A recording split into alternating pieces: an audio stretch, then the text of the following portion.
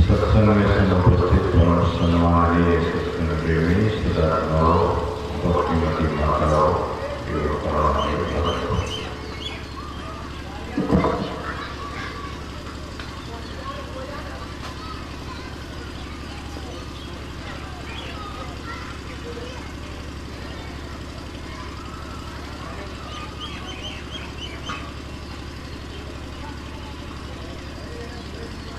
गुरु महाराज के वचन में हम आप लोग सुन रहे थे, नित्य प्रति सत्संग करड़े प्यारा तेरा कार मेरे सहारा।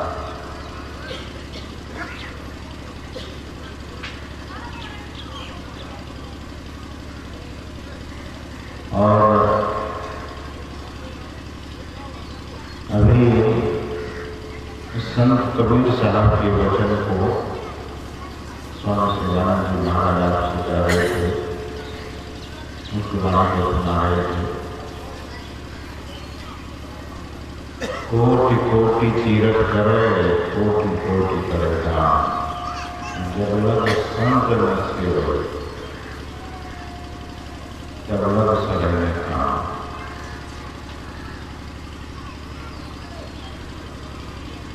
गुरु महाराज कहते हैं, गुरु की भक्ति, साधु की सेवा, संत सेवा। एक उदाहरण गुरु महाराज दिया करते थे कि लोग गंगा सेवन करने के लिए जाते हैं। गंगा को क्या लाभ होगा गंगा सेवन करने से? गंगा को भी कोई लाभ होगा?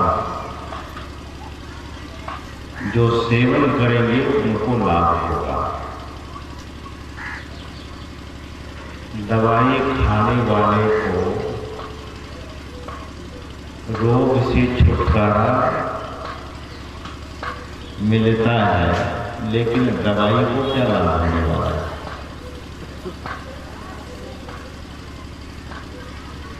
दवाई को सूर्य की किरणें को लेने वाले औषधि या हम आप सूर्य के किरण से लाभान्वित होते हैं, सूर्य को क्या लाभ होता है?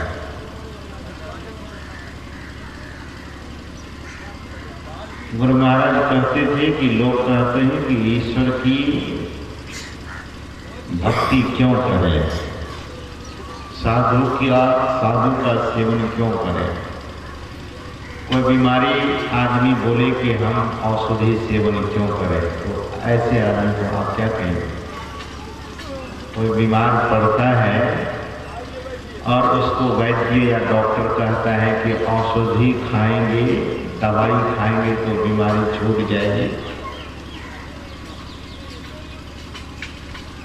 अगर वह बीमार आदमी कहता है कि हम दवाई क्यों खाएं, तो उनकी यह ना समझी ही समझी जाएगी।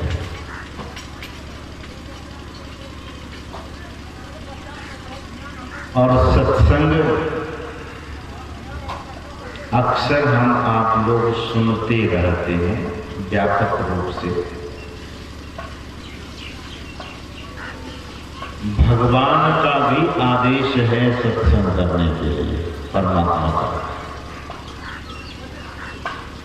और संत महात्माओं का भी आदेश है, उपदेश है, संदेश है सत्संग करने के लिए। क्या गुरु महाराज कहते हैं, नित्य प्रति सत्संग कर ले प्यारा, तेरा कार करे सारा। यह बात तो बहुत बार हम आप सुने हैं, गाए भी होंगे और किसी से गाते हुए सुने भी होंगे, एक नहीं बहुतों बार।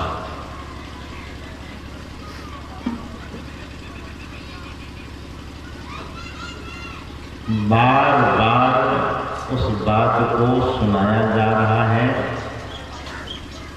कि सत्संग जीवन में उतर जाना चाहिए।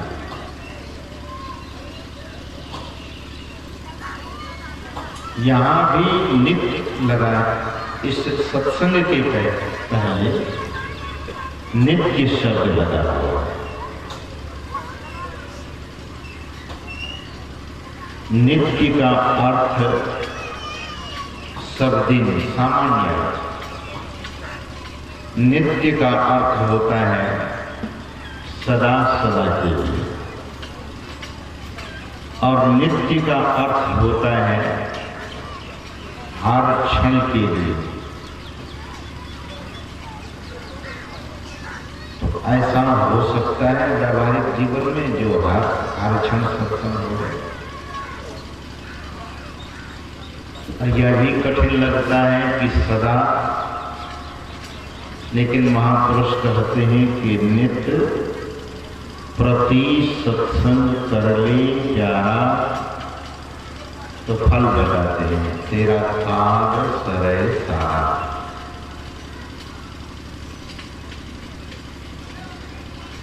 आप लोगों में से कोई पंजाब गए होंगे तो वहां पर गुरुद्वारा में लिखा रहता है कार सेवा, कार अकार और रो, कार। हम पहली बार जब सुने कि कार सेवा तो हमने सोचा कार से सेवा की जाती होगी, टैक्सी से। कार सेवा है दरअसल में जीवन में जो सदकृत्य है, कार्य उसे करते हैं जिस कार्य को करने से, जिस कर्म को करने से परमार्थ की ओर मनुष्य जाता है, उसको कार्य करते हैं। गुरु महाराज करने की कृपा करते हैं कि अगर नित्य सत्संग किया जाए तो जीवन में जितने सत्कार्य हैं वो पूरे हो जाएंगे, और सत्य कार्य करने में विघ्न बहुत होने की संभावना रहती है। इस बात को ध्यान में ले लेने योग्य है।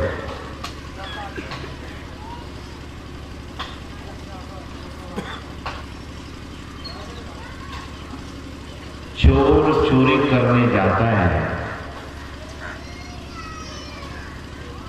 तो कब कहते हैं, उसका भी कोई समय निश्चित नहीं है, लेकिन अक्सर यही देखा गया है कि रात में चोरी हुआ करती है,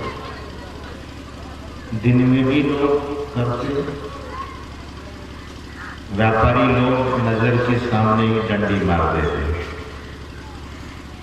नजर के सामने, सब नहीं, जो लोग मारने वाले लोग।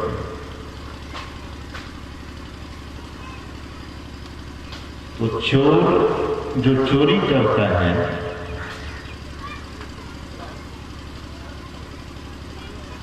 उससे उसको सत्कर्म नहीं कहा गया, उसको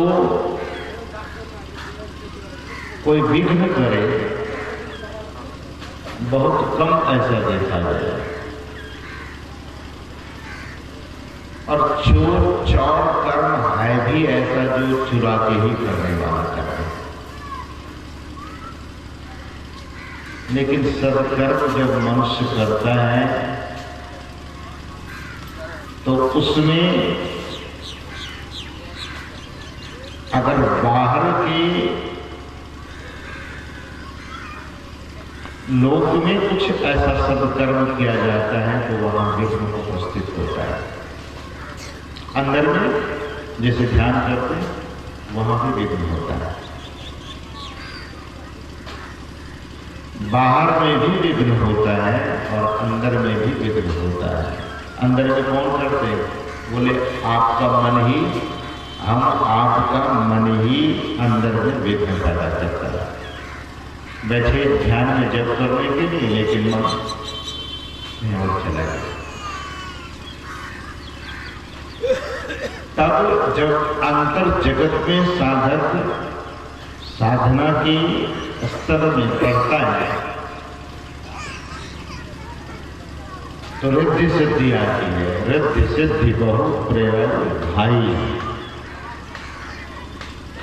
बुद्धि लोभ दिखावा है, लोभ दिखाया जाता है, रिद्धि सिद्धि आती है साधक के पास। इस तरह से अंतर में भी विघ्न होता है और बाहर में भी विघ्न होता है। लेकिन ध्यान दीजिए, कितना भी कोई विघ्न हो, जो धीर होते हैं, जो वीर होते हैं, वे पीछे नहीं हटते।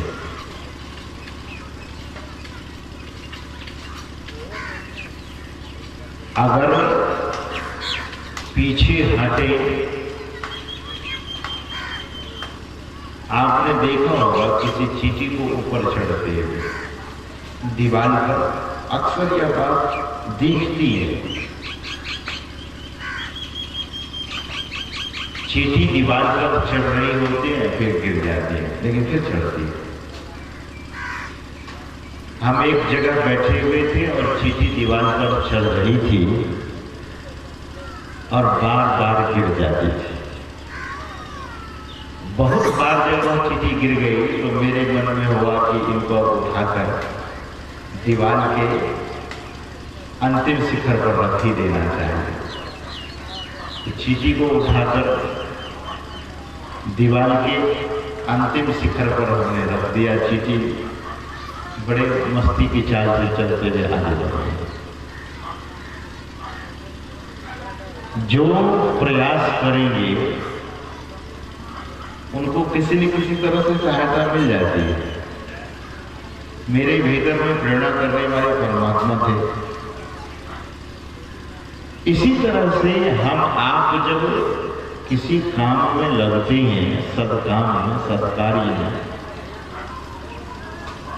तो बहुत बार ऐसा होता है कि अब होगा नहीं काम। लेकिन सत्कार्य को करने वाले में अगर धैर्य है तो उस काम को वे पूरा कर देते हैं। मतलब अपने को भी साहस देते हैं, अपनी पीठ थपथपाते हैं कि वाह हमने कर लिया। बुद्ध महाराज कहते हैं कि तेरा कार सरय सारा, लेकिन एक सावधानी, सार कार्य को निर्णय करके धर चेतन धारा।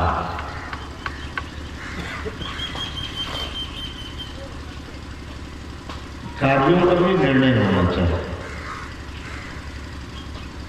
अगर निर्णय नहीं है, अंग्रेजी में उसको डिसीजन कहते हैं। आप डिसाइड कीजिए कि सारे कार्य क्या है। कहते हैं गुरु महाराज कि सारे कार्य का निर्णय अगर हो जाएगा तो चेतन धार को पकड़िए और चेतन की धार को पकड़ने वाले जड़ की धारा से बच जाएगा। और जड़ की धारा संसार की ओर ले जाने वाली है और चेतन की धारा परमात्मा की ओर ले जाने वाली है। जैसे हम आप यहाँ से रानीगंज जाएंगे, यहाँ से पूर्णिया जाएंगे, यहाँ से फॉरबिसगंज जाएंगे, यहाँ से सहरसा जाएंगे, यहाँ से भागलपुर जाएंगे, तो रास्ते में बहुत सारे नगर, बहुत सारे गांव, बहुत सारे बाजार भी मिलता है। लक्ष्य जो है वह अगर मन में लेकर चलता है यात्री, तो कितना भी गांव मिले, कितना भी बाजार मिले, उसमें नहीं उलझता है, वे वहीं पहुंचता है जो लक्ष्य बना के चला है। लेकिन जो लक्ष्य से भटका हुआ है वो रास्ते में ही अटक जाता है।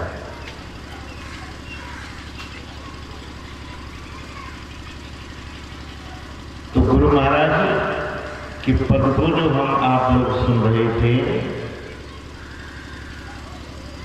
कि अगर अपने जीवन को सुखी बनाना चाहते हैं,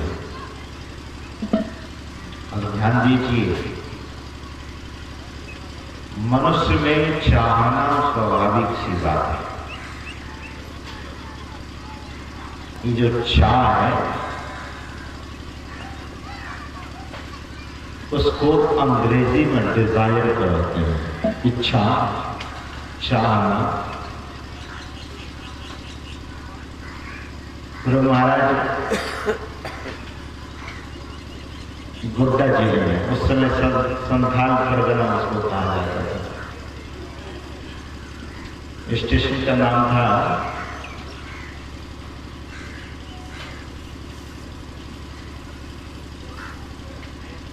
बड़ा सुंदर स्टेशन का नाम है। वहां पर ट्रेन की प्रतीक्षा में गुरु महाराज बैठे हुए थे। कुछ युवक भी हो रहा है और गुरु महाराज से कहा कि महाराज आप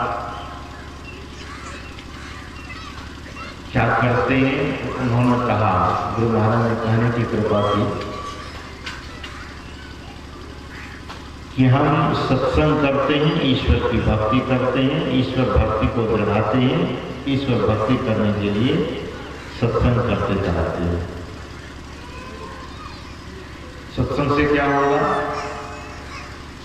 युवकों ने पूछा तो गुरु महाराज ने कहने की कृपा की, सत्संग से सभी इच्छाओं की पूर्ति हो जाती है। उन लोगों को बड़ा आश्चर्य हुआ कि सभी इच्छाओं की पूर्ति सत्संग से हो सकता है। इच्छाओं का अंत है और आपका सत्संग कैसे पूरा कर देगा? तो गुरु महाराज ने पूछने की कृपा की कि आप लोग चाहते क्या है? फिर उन लोगों ने कहा कि चाहनाओं का अंत नहीं है महाराज। तब संत सदगुरु महाराज ने कहा कि समेट कर बोलिए। चाहनाओं का अंत तो नहीं है, लेकिन समेट करके बोलिए। तो उन लोगों ने कहा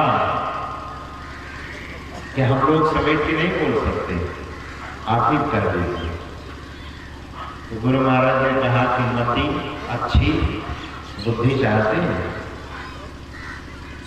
उन लोगों ने कहा कि हाँ महाराज, अच्छी बुद्धि को चाहते हैं। गुरु महाराज ने कहा कि यश चाहते हैं, कीर्ति? बोले हाँ। कौन अब कीर्ति चाहते हैं? यश भी चाहते हैं। हम लोग यश चाहते हैं। अच्छा एक बात और, कोई डाकू या कोई चोर अब कीर्ति चाहता है कि मेरा नाम बदनाम हो जाए? नहीं चाहता। काम बदनाम वाला करता है, लेकिन अब कीर्ति नहीं चाहता है। क्या चाहता है? चाहना किस चीज की है? तो अच्छी बुद्धि की। चाहना किस चीज की है?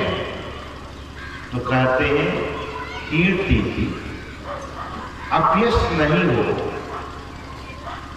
और बुद्धि बिगड़ नहीं जाए। समाज में किसी व्यक्ति से किसी प्रकार की गलती हो जाती है तो लोग कहते हैं कि उनकी बुद्धि मारी गई, इसलिए उन्होंने ऐसा काम कर दिया। ऐसी बुद्धि मारी गई। तो बुद्धि भी चाहिए, सद्बुद्धि चाहिए, कीर्ति चाहिए, गति चाहिए कि नहीं चाहिए? सद्गति, दुर्गति चाहिए कि सद्गति चाहिए? सब लोग कहेंगे कि महाराज सद्गति चाहिए। और ऐश्वर्य चाहिए कि नहीं? धन धान चाहिए कि नहीं? बोले महाराज वो तो पहले ही चाहिए। पॉकेट में पैसा अगर बिल्कुल पॉकेट भरा हो तो आदमी का मन भी गदगद रहता है, लेकिन पॉकेट खाली होगा आदमी आधा वैसे ही हो जाता है। बोले कुछ है ही नहीं तो बेकार। अगर बाजार से गुजरे कोई मेला चेला में चले जाए और पॉकेट में 1 रुपया न हो तो आदमी पूरे मेले में उदास हो गए, घूमेगा कि है ही नहीं कुछ, जेब में झांकता है तो कुछ है ही नहीं।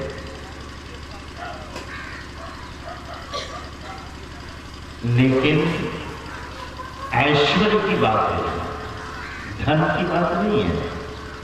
ध्यान दीजिएगा, ऐश्वर्य और ऐश्वर्य मिल गया तो 6 चीज मिल गई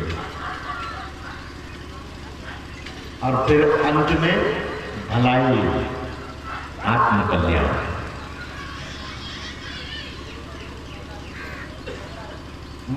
मुक्ति, परमात्मा का धाम। मति कीरति गति भूति भलाई, अगर मनुष्य को मिले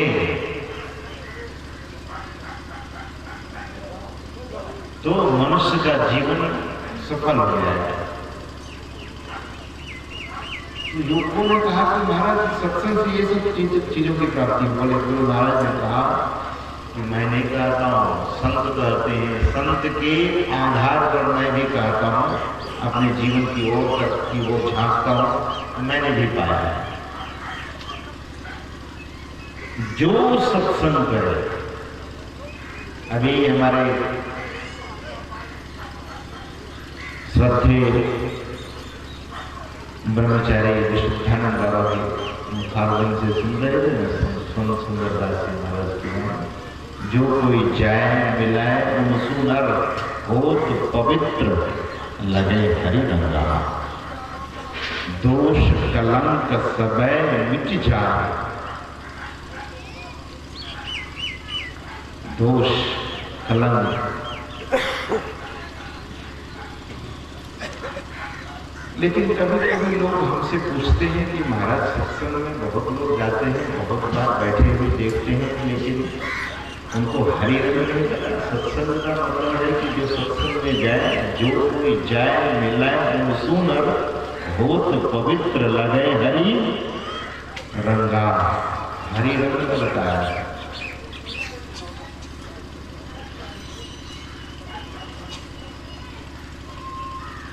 कहते हैं कि भगवान का रंग उस पर लग जाता है। अच्छा, जिसमें भगवान का रंग लग जाए तो उस आदमी को जब देखा जाता है कि वो तो सत्संग से उठा और तंबाकू, चिनौती से तंबाकू निकाला और चूना निकाला, डरने लगे। बोले कहाँ गए थे? बोले सत्संग में गया था, बात भी कर रहे हैं और रगड़ भी रहे। बोले महाराज सत्संग से आ रहे हैं तो बड़ा जबरदस्त रंग लगा, तंबाकू का ही नहीं दिया। बाबा बोले क्या सत्संग के बाद उठकर तंबाकू खा लीजिएगा? ये कौन सा हरि रंग है? सत्संग से उठने के बाद हम आपकी बात नहीं कर रहे हैं, आप लोगों में कोई होने को समझ लीजिएगा, लेकिन आप लोगों की बात नहीं कर रहे हैं। बहुत बार देखा गया है। एक जगह तो हमने देखा कि एक बुरा नाम है, पंडित जी लाल झूला काम करके आए। अब 1-2 चेले भी साथ में थे, बैठे सत्संग में पीछे एक बढ़िया चादर बिछाकर लाल झूला उस पर रखे और माला निकाल करके जप करने लगे। हम जब देखे तो हमको लगा कि ये तो बड़ा बढ़िया भक्त आदमी सत्संग में पधारे हैं। माला जपते जपते सत्संग सुनते सुनते चेला को इशारा किया। चेला को, जो जिसका चेला होता है उनको तो इशारा से पता होता है। तो चेला जो है चिनौटी निकाला, उसमें से तंबाकू चूना लगा कर लगाने लगा और लटा करके बड़ा बढ़िया से आगे दिया। तो उसने चुटकी से उठाया, धड़ाक मुंह में डाल दिया।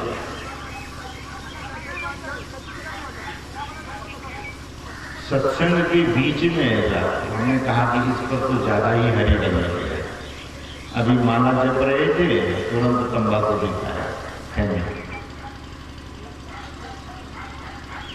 संत सुंदरदास जी महाराज कहते हैं कि जो कोई जाय मिले उन सुनर हो तो पवित्र लगे हरि रंगा, उनको हरि रंग लग जाना चाहिए। हरि रंग लगने के बाद उनको कम से कम इस निकृष्ट चीजों से तो जरूर छूट जाना चाहिए, तंबाकू से, जर्दा से या अन्य किसी भी प्रकार के नशाओं से, लेकिन नहीं छूटा तो किसका दोष है? सत्संग का कि उस आदमी का? क्या कहिएगा?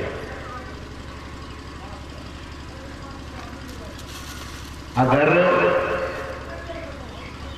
आदमी सत्संग में जाए और सत्संग का रंग न लगे तो किसका दोष है? इस बात का उत्तर गोस्वामी तुलसीदास जी महाराज देते हैं। गोस्वामी तुलसीदास जी महाराज कहते हैं कि उनको हरि रंग नहीं लगा। किनको? मन तो रमे संसार में। ध्यान से सुनिएगा, सत्संग में आकर बैठे, मन तो रमे संसार में तन साधुन के संग। साधुओं के संग आकर बैठ गए सत्संग में, लेकिन मन संसार में लगा के छोड़ा। तुलसीदास जी महाराज कहते हैं कि तुलसी याही वियोगते नहीं लागा हरि रंग। हरि का रंग उस पर इसीलिए नहीं लगा।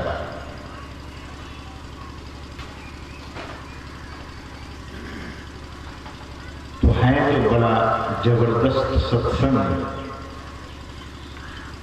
लेकिन सत्संग में गोस्वामी तुलसीदास जी महाराज कहते हैं कि जो आनंद मन से सुनेंगे उनको सुनी समझनी जन वे सज्जन वे सुजन। जो सुनेंगे मुदित मनाओ, आनंद मन से श्रवण करेंगे और सोने के बाद मज्जही अति अनुराग।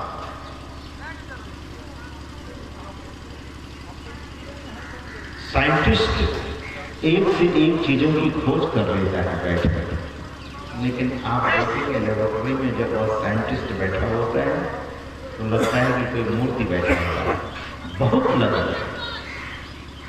और तब एक से एक चीजों की खोज, The scientist discover the things।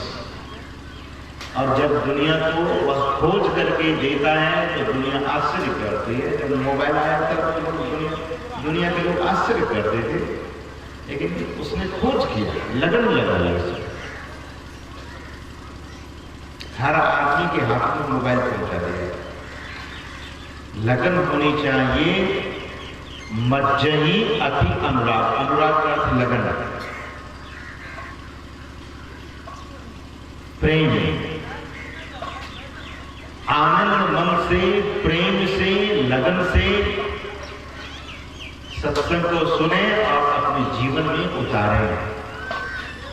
तो गोस्वामी जी ने कहा कि लाही चार फल अक्षत तनु, शरीर के रहते ही चारों फलों की प्राप्ति हो जाएगी। क्या?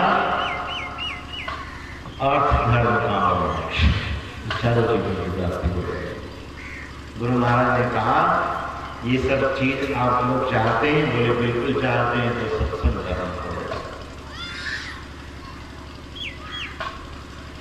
और सत्संग के संबंध में जो यह नित्य शब्द है, यह प्रतिदिन करना है, सब दिन करना है, सुबह भी करना है, शाम में भी करना है, दोपहर में भी करना है। जब समय मिले तब सत्संग करना चाहिए, नहीं तो नियमित रूप से करना ही चाहिए।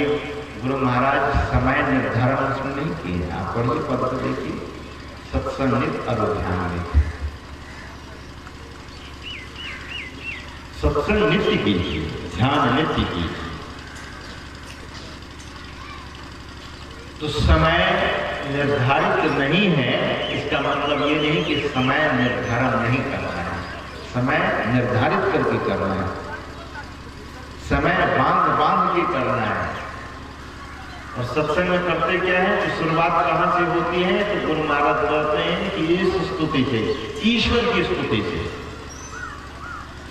गुरु महाराज कहते थे कि जो स्तुति प्रार्थना उपासना नहीं करते हैं उनको बहुत बड़ा दोष लगता है। ईश्वर की कृपा हर क्षण हम आप पर हो जाएगी, उनकी कृपा न हो तो जीवन ही नहीं रहेगा। इसलिए ईश्वर की कृपा हमेशा है। गुरु महाराज कहते थे कि ईश्वर की कृपा इतनी है कि जगत का अस्तित्व है, हम आपका भी अस्तित्व है। सवेरे उठकर ईश्वर की स्तुति करनी चाहिए, ध्यान के पश्चात ईश स्तुति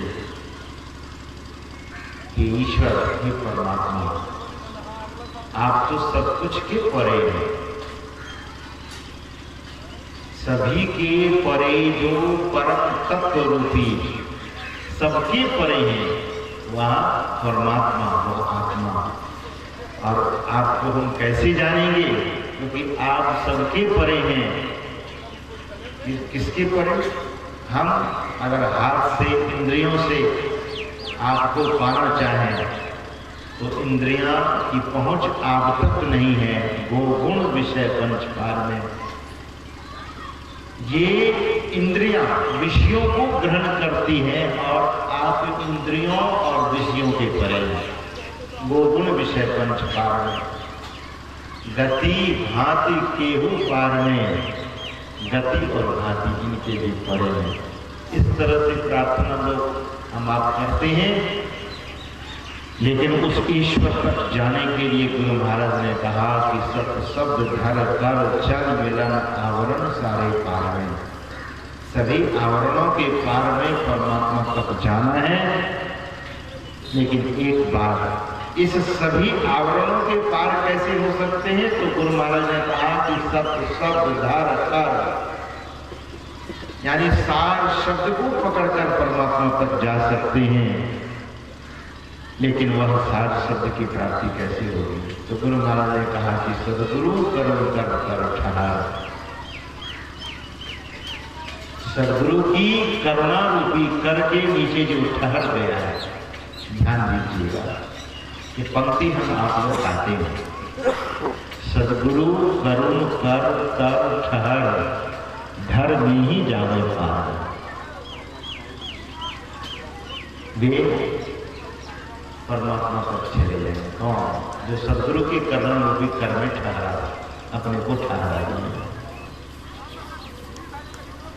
गुरु महाराज के वचन में है कि गुरु तजी और न चित्त बसाइए।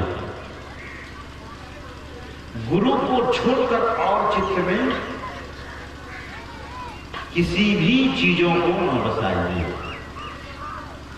गुरु गुरु जपिए लोग है। बिल्कुल साफ साफ कर रहे हैं कि किनका सुमरन, किनके करुणा रूपी छाया में ठहरने के लिए।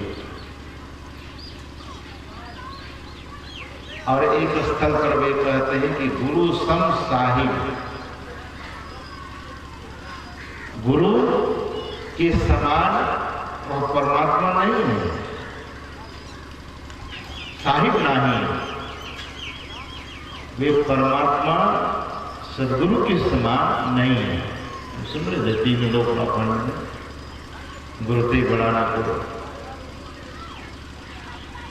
दरअसल में जब वे परमात्मा सदगुरु के रूप में आते हैं तो इसलिए वो सबसे विशेष है। गुरु तत्व सबसे विशेष।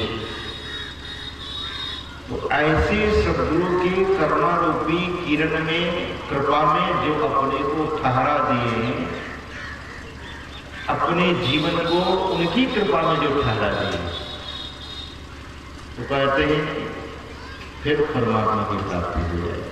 मैं ही जानता हूं। इसके लिए सदगुरु की करुणा में ठहरने के लिए मूल सूत्र है सत्संग। इसलिए सत्संग के संबंध में कहा गया कि सत्संग नित्य और ध्यान नित्य। नित्य सत्संग कीजिए। बाहर का सत्संग धर्म कथा है, अंतर का सत्संग ध्यान है। इसलिए गुरु महाराज कहते हैं कि नित्य सत्संगति करो बनाए। सत्संग बनना चाहिए। खेती किए, खेती नहीं मिली, भोजन बनाए, भोजन नहीं बना, इसी तरह से कोई काम की काम हुआ नहीं। तो स्वामी विवेकानंद जी कहा करते थे कि कोई काम की असफलता, किसी काम में असफलता का कारण है कि वह काम मन से नहीं किया गया। स्वामी विवेकानंद जी कहा करते, जगत प्रसिद्ध ऐसे महापुरुष, बात तो बहुत छोटी सी लगती है, लेकिन वे कहते थे कि किसी काम में व्यक्ति असफल हुआ है, उसका मतलब यह है कि उस काम में वह मन लगाकर नहीं किया, इसीलिए असफलता हो गई। और हर जगह मन ही लगाने की बात होती है। वेद भगवान कहते हैं सत्संग कीजिए, लेकिन सत्संग कैसे कीजिए? तो वेद भगवान ने कहा युंजाना मना, मन को लगाइए। ये मन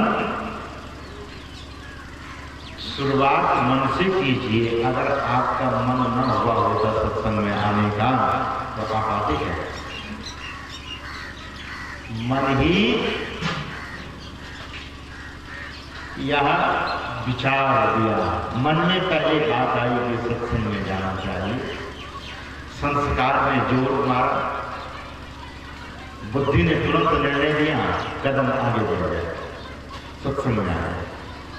अगर मन नहीं कहता, मन में अगर यह बात नहीं आती तो सत्संग में नहीं आती। बहुत लोगों का मन ने कहा कि अभी नहीं, अपराह्न में जाएंगे तो अपराह्न में आएंगे। हम आपका मन ने कहा कि सत्संग में अभी जाना है तो अभी आ गए।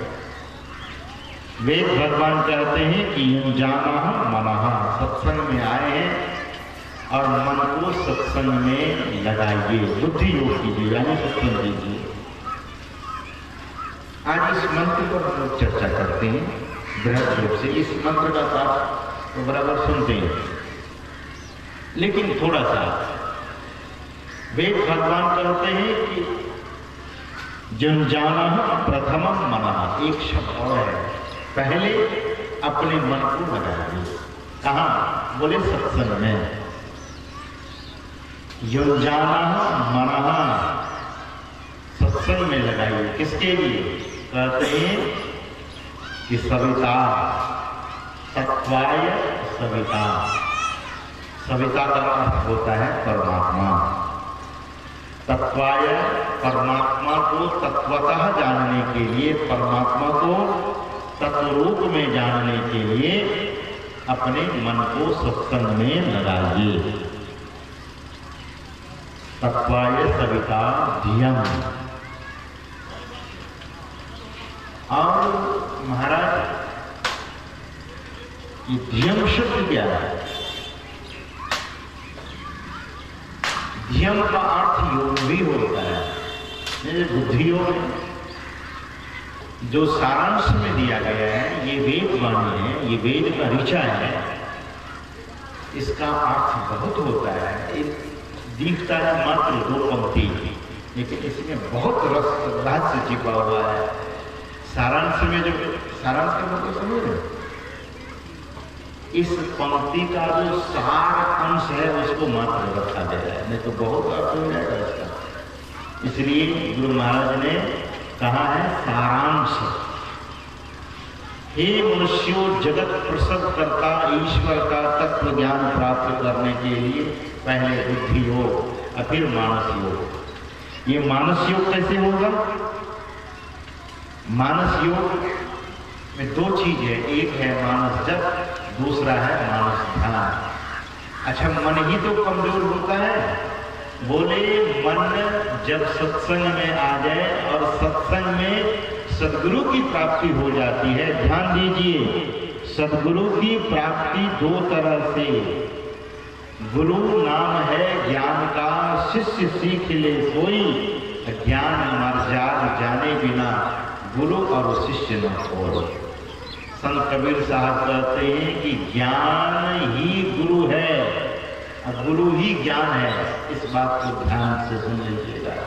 गुरु बिनु ज्ञान नहीं, गुरु बिना ध्यान नहीं। मैं न गुरु बिन आने उपकारी हो भाई। गुरु ज्ञान है और ज्ञान गुरु है, और इस मर्यादा को जो नहीं जानते, ज्ञान मर्यादा जाने बिना गुरु और शिष्य न हो। ज्ञान की मर्यादा, तो ज्ञान क्या? इस सत्संग में लाभ बहुत है, तुरंत मिलावे गुरु से, मूर्ख जन कोई सार न जाने सत्संग में अमृत बरसे। इस ज्ञान को सुनने से फिर गुरु की प्राप्ति होगी, वह गुरु ज्ञान मिलेगा। गुरु से क्या मिलता है? गुरु से गुरु ज्ञान मिलता है, गुरु मिलता है, यानी युक्ति मिलती है। और युक्ति किस चीज की? बोलते हैं मानस जप और मानस ध्यान और दृष्टि और ज्ञानानुसंधान की। 4 प्रकार की युक्ति मिलती है, और 4 प्रकार की युक्ति, 4 प्रकार की सीढ़ी, 4 प्रकार के कायदे, ये सदगुरु की कृपा से मिलती है हम आपको। और वह युक्ति जब मिले तो पहला मानस जप है, और पहले तो सत्संग में आने के लिए महापुरुष कहते हैं, वेद भगवान कहते हैं, संत लोग कहते हैं। अब सत्संग में जब गुरु की प्राप्ति हो जाए, ज्ञान की प्राप्ति हो जाए, गुरु ज्ञान मिल जाए, तब कहते हैं मानस जप कीजिए, क्योंकि यह मन भागता है मेरा संसार में। किधर? ध्यान दीजिए, मन जड़ता की ओर जाता है, मन विषय की ओर भागता है। इसीलिए मन को निर्विषय बनाने के लिए मन कुछ न कुछ सोचेगा। तो संत लोग ऋषि, इसलिए उनको ऋषि कहा गया, इसलिए महर्षि कहा गया कि इस मन को एक अमोघ मंत्र दिया जाए। और वह अमोघ मंत्र क्या है? अमोघ अभी सुन रहे थे कि भगवान का दर्शन अमोघ है।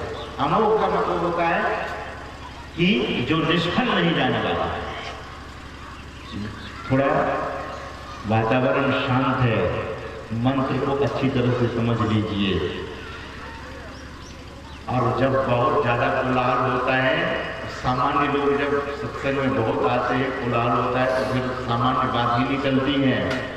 अभी बहुत गंभीर बात गुरु महाराज की कृपा से हम आप लाभान्वित हो रहे हैं।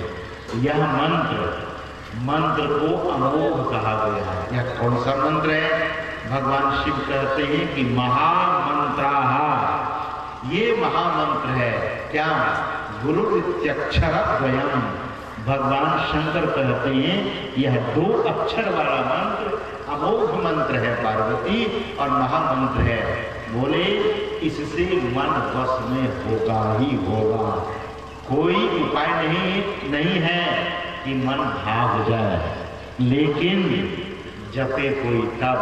गुरु महाराज ने कहा कि मात्र 2 मिनट, गुरु महाराज बिल्कुल दावा के साथ कहते हैं, उनकी प्रवचनों में हमने पढ़ा है, उनकी अमृत वाणी में हमने वह देखा है। गुरु महाराज कहते हैं कि मात्र 2 मिनट कोई मंत्र जाप करे, 2 मिनट, तो 2 मिनट जाप और आप, तो भीतर में प्रकाश हो जाएगा। देखिए,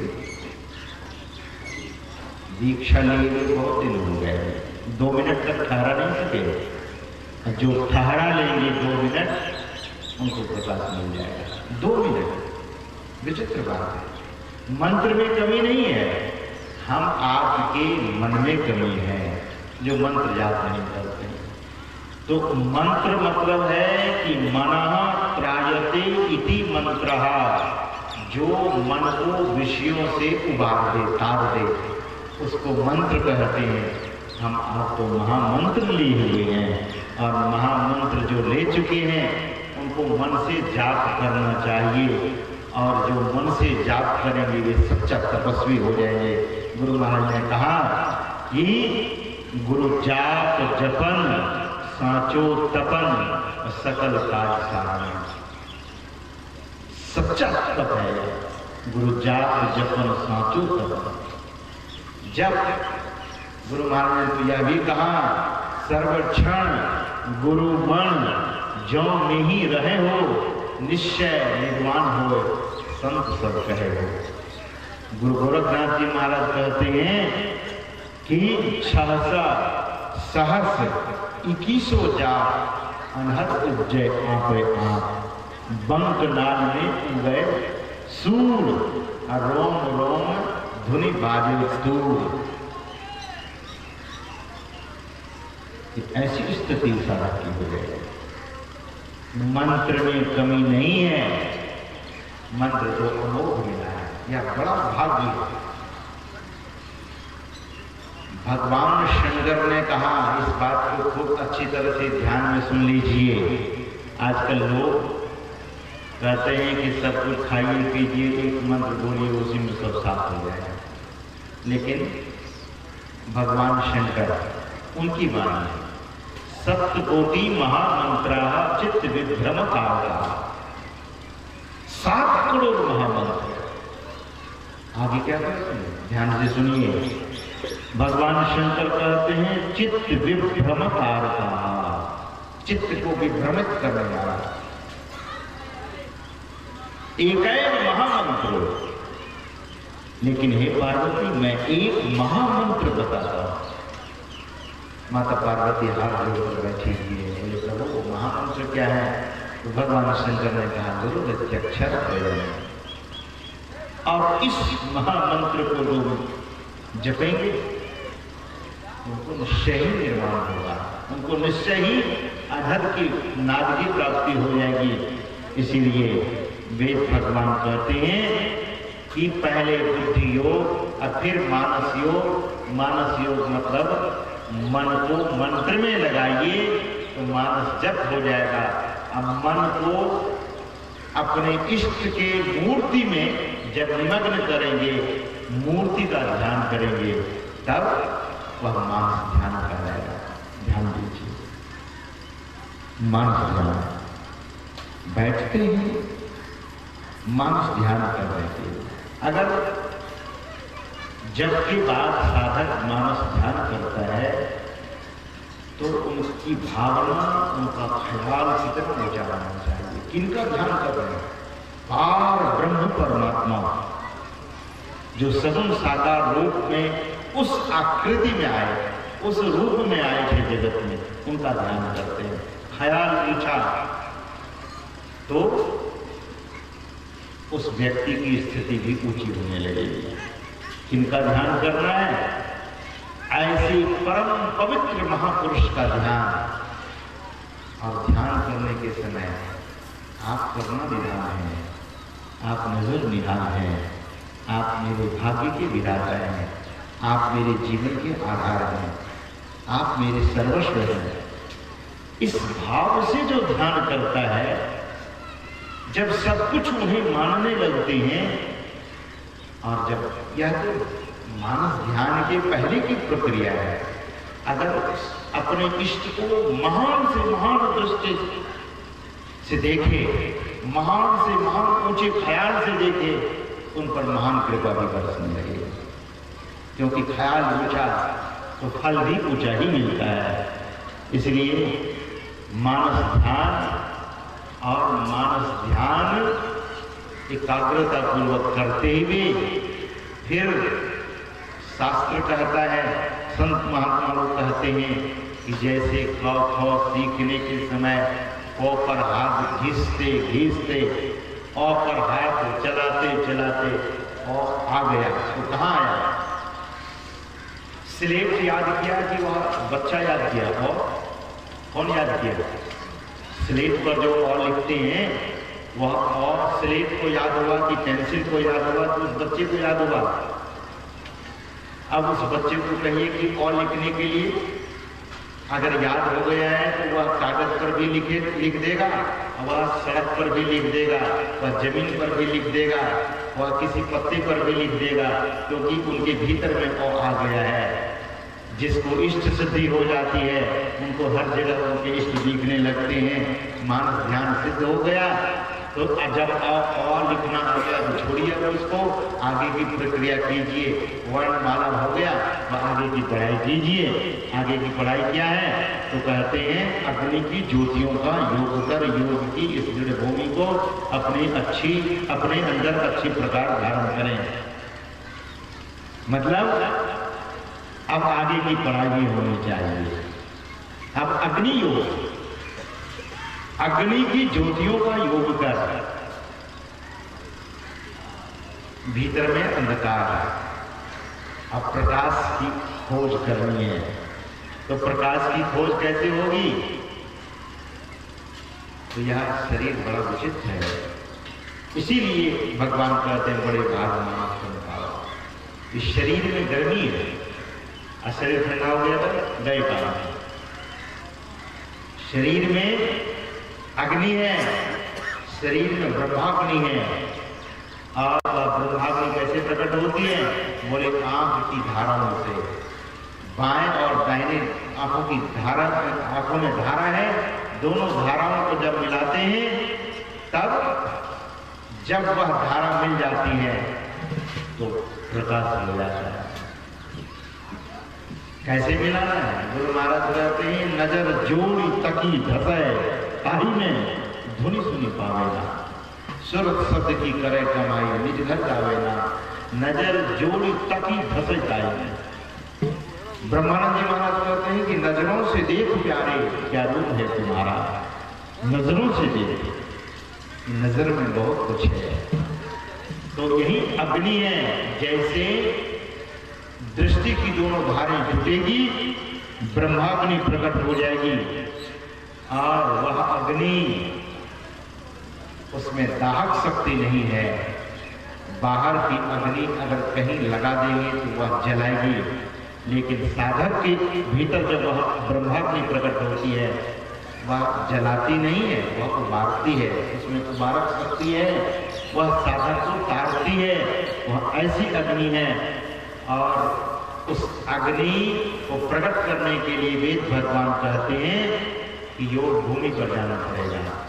योग भूमि को अपने अंदर धारण कीजिए। योग भूमि से हम आप हट चुके हैं, उस योग भूमि पर चलिए। योग भूमि पर दोनों दृष्टि की धारण को एक कीजिए तो प्रकाश की प्राप्ति हो जाएगी। और जब तक उस योग भूमि पर नहीं जाएंगे, वह भूमि दोनों भावों के बीच में है। उसको तीसरी आंख कहते हैं, उसको शिव नेत्र कहते हैं, उसको त्रिनेत्र कहते हैं, उसको स्टर्न स्टार कहते हैं, उसको सुखमना कहते हैं, उसको तिलद्वार कहते हैं, उसको हरिद्वार कहते हैं, उसको सुखमन द्वार कहते हैं। बहुत नामों से संत महापुरुषों ने उनको कहा है। और ऐसी जगह पर जाने के बाद वह योग भूमि हम आपको प्राप्त हो जाएगी। अभी जिसके भीतर में अंधकार है वह योग भूमि से अपने को हटा के रखा है। भूमिहीन व्यक्ति का जीवन दुखदायी होता है। उसी तरह से योग भूमि से जो व्यक्ति अलग रहेंगे, अपने को हटा कर रहेंगे और 84 के चक्कर में पड़े रहेंगे। 84 के चक्कर में पड़ा हुआ व्यक्ति कभी सुखी नहीं हो सकता है। वह अनेक योनियों को भ्रमेगा, अनेक दुखों को पाएगा, अनेक क्लेशों को पाएगा। इसलिए वेद भगवान कहते हैं यह सुंदर अवसर है कि योग भूमि में जाकर अग्नि योग कीजिए और दृष्टि योग कीजिए। और उस भूमि पर जब ऐसा करेंगे तो अग्नि जब मिलेगी तो अग्नि में फिर शब्द भी मिलता है। जैसा कि गुरु महाराज के वचन में हम आप लोग सुन रहे थे कि धुनी सुनी पावे ना, सुरत शब्द की करे कमाई निज घर जावे ना। और फिर उस परमात्मा के निज धाम में, निज घर में चले जाएंगे। यही वेद भगवान कह रहे हैं। यही कबीर साहब कहते हैं कि शब्द सा हीरा पटक हाथ से, मुट्ठी भरी कंकड़ से, कहे कबीर सुनो भाई साधो, सुरत करो वही घर से। गुरु महाराज के वचन में कि धर चेतन धारा पिंड के पारा दसम द्वारे का ज्योति जगी जावे अति सुख पावे शब्द सहारे का। फिर नादानुसंधान कैसे करेंगे? गुरु महाराज कहते हैं क्या कि लख बिंदु नाद तहाँ त्रय बंद देके सुनो सुनो में ही अत्यंत में ही महीन शब्दों को सुनना है। सुनो सुनो में ही ब्रह्मनाद का धरो सहारा। ब्रह्मनाद क्या है? तो हम आप पाठ में सुन रहे थे, है स्फोट वही उद्गीत वही ब्रह्मनाद धनुधार वही।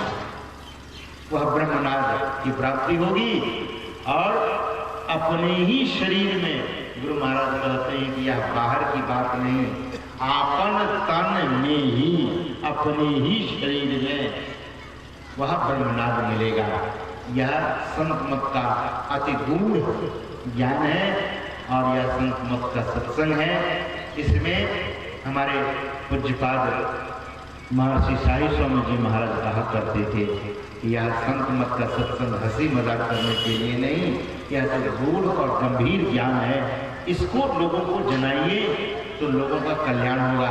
हंसी मजाक करके लोगों का मन बहला देते हैं। आजकल बहुत महात्मा लोग हंसी मजाक पर जोर दिए हैं और हा हा ठा चलता है सत्संग में।